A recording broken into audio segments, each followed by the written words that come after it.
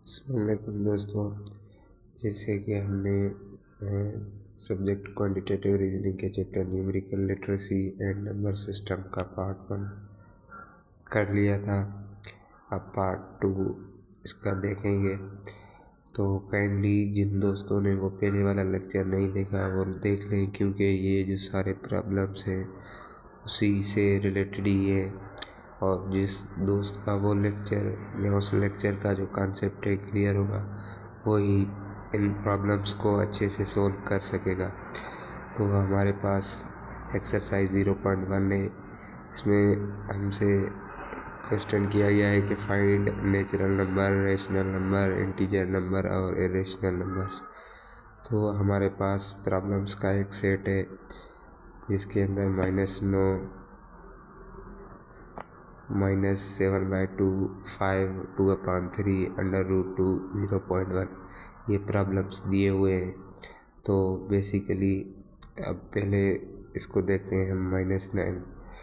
अब जिसको integer number की डेफिनेशन याद होगी या जिसका कॉन्सेप्ट क्लियर होगा कि इंटीजर नंबर क्या है, जो हमने पहले लेक्चर में डिस्कस किया था, वही इसको आइडेंटिफाई कर सकेगा। अब -9 इंटीजर नंबर है। इंटीजर नंबर की हमने डेफिनेशन पढ़ी थी, those numbers which start from 0 and written in the form of positive and negative form. सही है, तो वो इंटीजर नंबर कहलाता है। मतलब जो नंबर 0 से स्टार्ट हो और उसको हम पॉजिटिव और नेगेटिव फॉर्म में लिख सकें, वो इंटीजर नंबर कहलाता है। इससे ज़ाहिर हुआ कि जो -9 है वो हमारा इंटीजर नंबर है। -7/2 -7/2 पहले तो आइडेंटिफाई हो रहा है कि हमने रेशनल नंबर की जो डेफिनेशन पढ़ी थी वो क्या है। Those numbers which written in the form of p/q but q does not equal to 0। मतलब ये नंबर जो है वो p/q फॉर्म में लिखा हुआ है, ये बात ठीक है। और दूसरी बात हमने पढ़ी थी रेशनल के अंदर कि वो डिजिट्स या नंबर्स जो टर्मिनेट हो सकें वो रेशनल कहलाते हैं। या दूसरी कैटेगरी थी नॉन टर्मिनेटिंग रिपीटिंग नंबर्स, वो भी क्या कहलाते हैं, रेशनल नंबर कहलाते हैं। अब हमारे पास -7/2 है। अगर इसको हम डिवाइड करेंगे 2 और 7 से, तो हमारे पास जो आंसर आएगा वो 3.5 आंसर आएगा, -3.5 आंसर आएगा। मतलब ये नंबर जो है टर्मिनेटिंग है। सही है, तो ये कौन सी कैटेगरी में आएगा, ये रेशनल नंबर की कैटेगरी में आएगा। 5 हमने काउंटिंग नंबर या नेचुरल नंबर में भी पढ़ा था, और एज वेल एज ये इंटीजर नंबर का भी पार्ट था। तो ये इंटीजर भी है और दूसरा नेचुरल भी है, और लॉन्ग बोथ ये रेशनल नंबर भी है। और तीसरा है हमारे पास चौथा है 2/3। अब 3 को डिवाइड करेंगे 3 से, तो 0.666, मतलब नॉन टर्मिनेटिंग रिपीटिंग नंबर्स आएंगे हमारे पास। नॉन टर्मिनेटिंग रिपीटिंग जो कैटेगरी है वो रेशनल के अंदर आती है। और पांचवा हमारे पास है √2। √2 ना तो p/q फॉर्म में लिख सकते हैं हम, एक दूसरा ये non terminating non repeating number है, तो ये इरेशनल नंबर की कैटेगरी में आएगा। और लास्ट वन है हमारे पास 0.1, ये डेसिमल फॉर्म में लिखा हुआ है और ये क्या है, टर्मिनेटेड नंबर है, तो इसको हम रेशनल की कैटेगरी में लिखेंगे। मतलब आइडेंटिफाई करें हम, जो -9 है वो इंटीजर नंबर है, जो -7/2 है वो रेशनल है, -9 रेशनल भी है, -7/2 रेशनल है, 5 इंटीजर भी है, इरेशनल भी है, नेचुरल भी है, 2/3 रेशनल है, 0.1 रेशनल है, √2 इरेशनल नंबर है। क्लियर है बात यहाँ तक। फिर दूसरा हमारे पास सेट आ जाता है, उसके अंदर पहला जो हमारा प्रॉब्लम है वो है √5। √5 ना तो हम p/q फॉर्म में लिख सकते हैं, और इसको अगर हम वैल्यू में लाएंगे तो ये इसका आंसर है अप्रॉक्सीमेटली 2.236। 0679, मतलब एक तो टर्मिनेट नहीं हो रहा और दूसरा इसके अंदर कोई भी डिजिट रिपीट नहीं हो रहा, मतलब non terminating non repeating digit है √5 और P/Q फॉर्म में भी नहीं लिख सकते। तो ये कौन सी कैटेगरी में आएगा? ये इरेशनल नंबर की कैटेगरी में आएगा।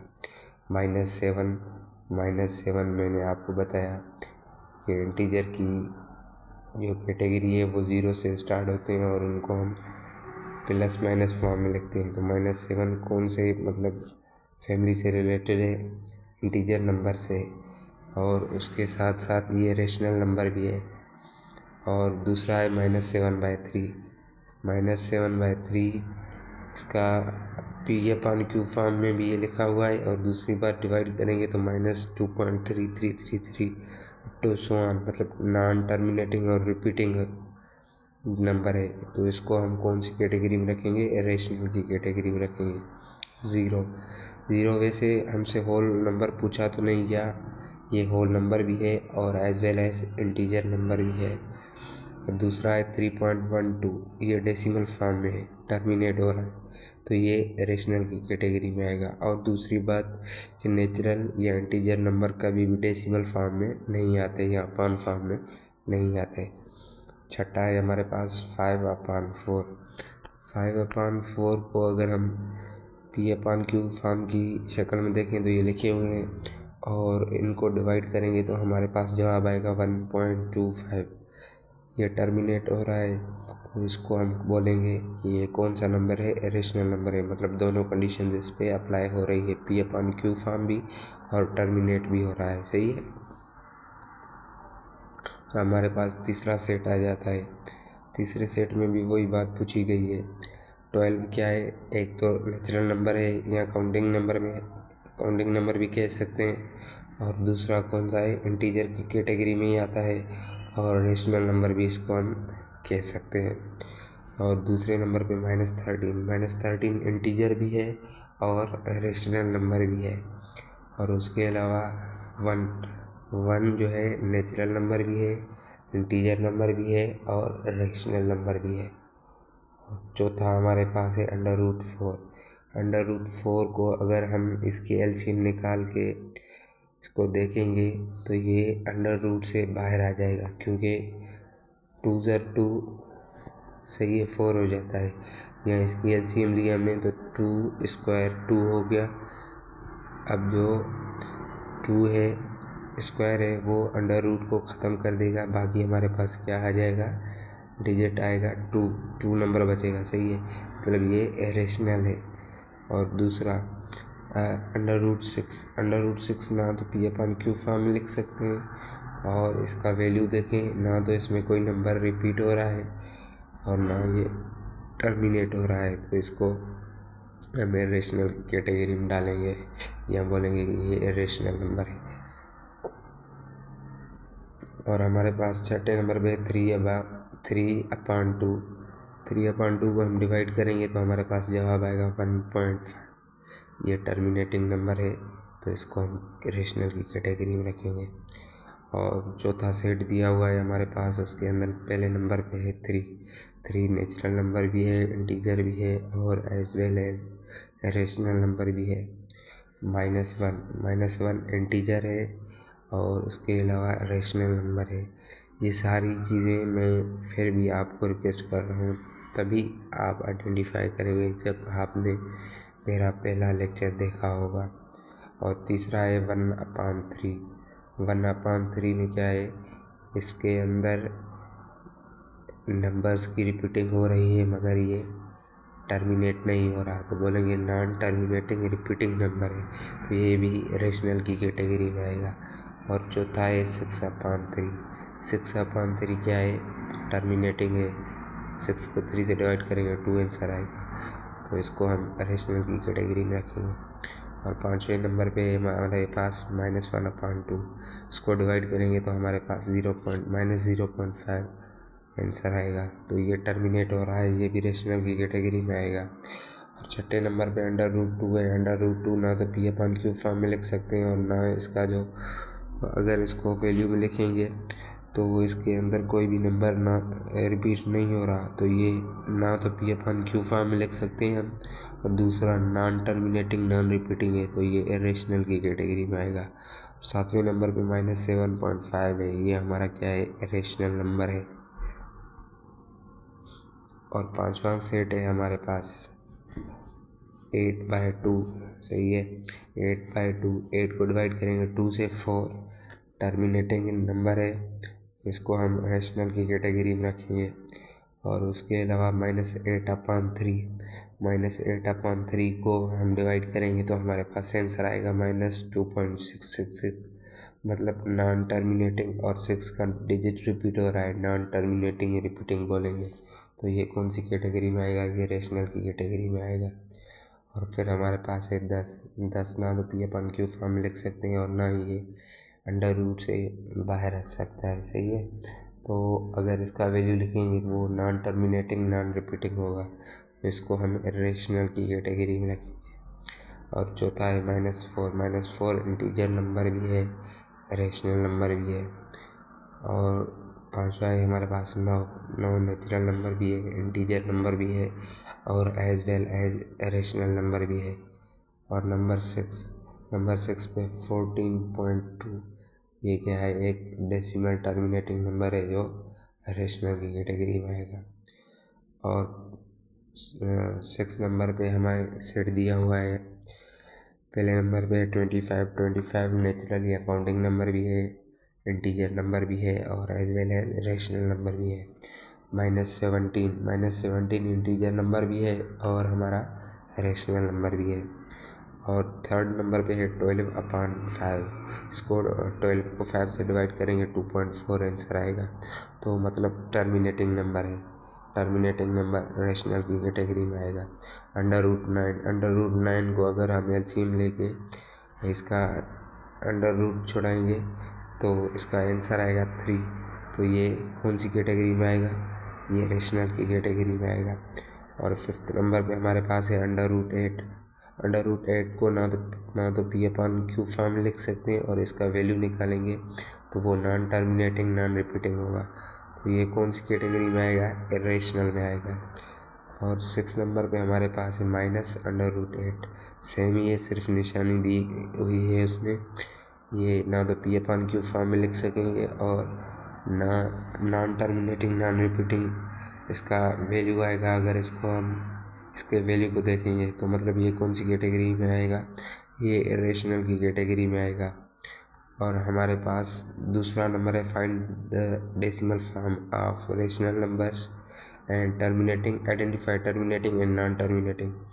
अब हमें ये इशारा मिल गया कि ये सारे नीचे वाले जो नंबर हैं वो क्या है, रेशनल नंबर है। अब हमें आइडेंटिफाई करना है डेसिमल फॉर्म, और देखेंगे कौन सा जो है टर्मिनेट हो रहा है और कौन सा नॉन टर्मिनेटिंग है, और नॉन टर्मिनेटिंग है तो उसके अंदर कौन सा डिजिट है जो रिपीट हो रहा है, सही है। हमारे पास 7वें नंबर पे है 2/3, 2 को डिवाइड करेंगे 3 से तो 0.666 अप टू 1 चलता रहेगा, सही है। रिमाइंडर हमारे पास एक आता रहेगा और उसको 3 के साथ डिवाइड करते रहेंगे, सही है, मतलब टर्मिनेट नहीं होगा, तो इसको बोलेंगे नॉन टर्मिनेटिंग। और रिपीटिंग है, रिपीट कौन सा डिजिट हो रहा है, 6, तो इसको हम कौन सी कैटेगरी में फॉल करेंगे, रेशनल की कैटेगरी में।